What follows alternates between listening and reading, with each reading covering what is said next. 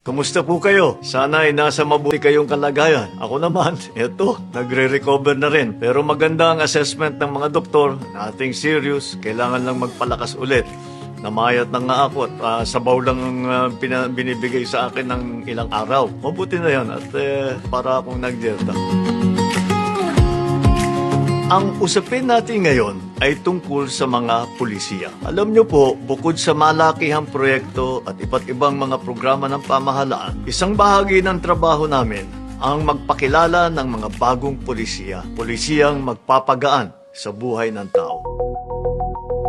Paano natin malalaman na ang isang pulisiya ay maganda? Ang isang pulisiya na maganda ay matutupad kung anuman ang inyong ninanais, halimbawa para sa pamahalaan, para pagandahin ang buhay ng tao, para magbigay tayo ng magandang healthcare, para matulungan natin ang mga mahirap, para pababain ang presyo ng mga produkto, paano natin pagandahin ang ekonomiya. At kasama dyan sa pulisiyang yan, ang ibig sabihin ay ginagbibigay ng gabay kung paano natin aabutin ang ating mga pinapangarap. Pangalawa, nakakatulong sa pagpapabuti ng pag-uugali, behavior at pag-iisip ng mamamayan. Pangatlo, madaling maintindihan ng kung sino man ang kailangan magpatupad ng pulisiya na yon. Pang-apat, kayang ma-enforce at mag-implementa. Panglima, nakakatulong sa mamamayan, hindi pampabigat, hindi perwisyo.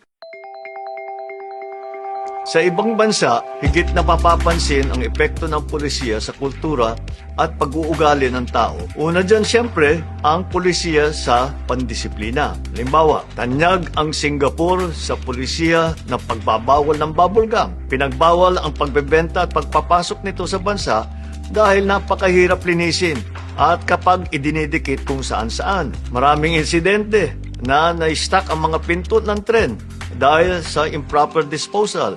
Lumalaki ang cleaning cost, nade-delay ang biyahe. Kamakailan, naglabas na rin sila ng pulisiya na mga online scammer. Ay sinasabi, 6 hanggat 24 na palo ang aabutan ng mga mahuhuli na ginagawa ang labag sa pulisiyang nila. Sa Alemanya naman ay may mahigpit na pulisiya sa pagpapadaan sa mga ambulansya at iba pang emergency vehicle gaya ng fire truck. Naalala ko ito dahil may insidente tayong kamakailan kung saan hindi pinadaan kaagad yung bumbero kahit bumubusina na siya. Sa Japan naman ay higit ang paggalang sa pedestrian lane. Kaya naman kahit mga bata ay kumpiyansang tumatawid dahil safe na safe ito. Marami ring mga pulisya patungkol sa work-life balance at wellness. May mga bansa gaya ng Espanya na may local policy na ina-encourage na mag-siesta. Nagsasara ang mga tindahan pagka panahon na mag-lunch. Maraming bansa, gayang ng Pransya, ang implement na right to disconnect policy. Ibig sabihin, hindi mo kailangan sagutin ang tawag ng trabaho kapag wala sa oras at outside working hours. Hindi bagay sa Pilipinas yan dahil masyadong masipag ang Pilipino kahit anong sabihin mo, sasagutin at sasagutin nila yan. Sa Belgium naman, isa sa pulisiya nila at sila yung nauna rito ang tinatawag na 4-day work week. Ibig sabihin, sa isang linggo, 4 na araw lang ang trabaho. Lahat ng pulisiyang ito ay inisip para magkaroon din ng mas magandang productivity ang mga mamamayan at mabawasan ang tinatawag na burnout. May iba namang bansa na may special policy sa kalusugan. Malalaking tax ang ipinapataw sa mga sugar products para ma-discourage ang mamamayan na masyadong ang pagkonsumo nito. Isa ang Mexico sa gumawa nito. May version din ng UK, Middle East, pati na rin tayo dito sa Pilipinas. Sa New York, ipinagbawal yung tinatawag na trans fat. Hindi ka pwede na mag-serve ng pagkain na may trans fat na laman. Ito ay paraan para labanan ang obesity at diabetes sa mamamayan natin. Maganda lahat yan. Yang sa road courtesy, kailangan natin yan. Pati yang sa kalusugan, kailangan din natin yan. Pero ang tingin ko, kailangan natin tutukan ang mga lumang pulisiya na nagpapabagal at nagpapahirap sa mga government transaction.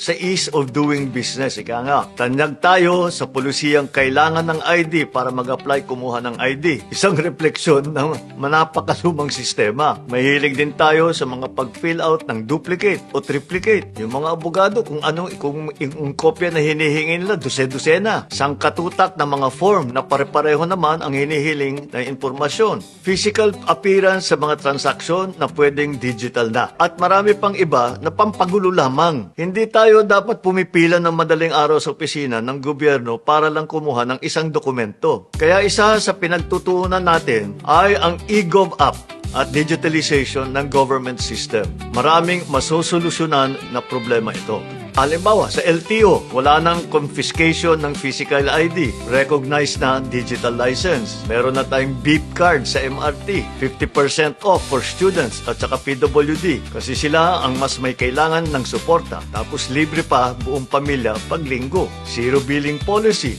para maisama natin yung itinatawag na middle class. Free fast wifi sa lahat ng bus at saka tren. Habang naghihintay kayo, makasakay at least makapag-internet na mabilis.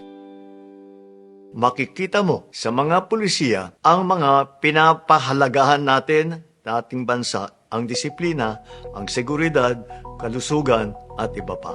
Dito sa ating bansa, marami pang pulisiya ang kailangan natin baguhin at rebasahin. Nakikita natin sa balita at naririnig natin ang mga kababayan natin ang kanilang mga reklamo. Nakikita natin sa ating mga nakasanayang pamamaraan na pinaglumaan na ng panahon. Tila maliit na bagay pero laking perwisyo sa tao. Kailangan padaliin ang pamumuhay ng Pilipino dahil ang sistema ay kailangan nagdadala ng ginhawa sa tao, hindi sakit ng ulo. Kailangan din natin tandaan na matagumpay ang mga pulisiya sa ibang bansa dahil sa kooperasyon ng ating mga mamamayan. Na bagamat hindi popular sa simula ang isang pulisiya, kapag binigyan ng pagkakataon maimplementa ng tama, maganda naman ang resulta. At siyempre, tandaan natin na sa kabila ng pulisiyang inilalatag natin, ito dapat ang nagtutulak sa atin mga maging mas mabuting Pilipino. Ang mga pulisiya ay kultura na isinusulat bilang batas. Ipaalam ninyo sa amin sa comment section kung may mga mungkahi kayong pulisiya na makakatulong solusyonan ang marami nating problema. Aabangan namin ang mga suggestion ninyo.